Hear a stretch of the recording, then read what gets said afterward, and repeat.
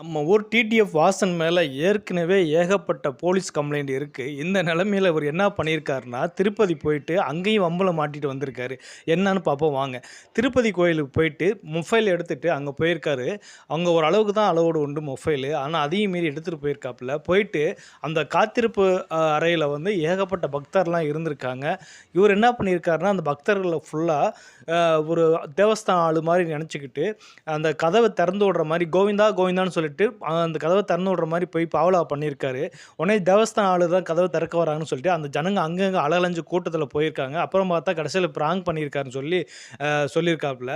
இதனால பக்தர்லாம் அங்கே இருக்க பக்தர்கள்லாம் முகம் சுழிச்சு ரொம்ப வெறுப்பில் இருந்திருக்காங்க. அது மட்டும் இல்லாமல் ஒரு ஏகப்பட்ட சேட்டைகளை பண்ணியிருக்காரு அங்கே.